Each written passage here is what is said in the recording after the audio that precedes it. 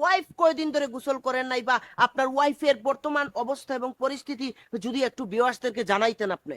এ, আমারই যে হইছে রে বাবা গরু, আমার বেটি বুঝছনি 21 দিন থাকি গোসল করছে না।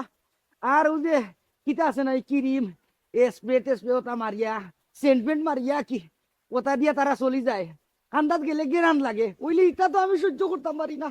আর আমি তো কোনটা মারি না, আমার গোত্রের লাগি গন্ধ করে এর লাগি ঠান্ডা তো জায়গা দেয় না। জি, আমি আপনার বিষয়টা বুঝতে পেরেছি, কিন্তু আপনার ওয়াইফে যেগুলা ব্যবহার করে ওনারটা ব্যবহার করা ঠিক আছে, কিন্তু উম, আপনার শরীরে চিকামোড়ার গন্ধ হয়ে গেছে।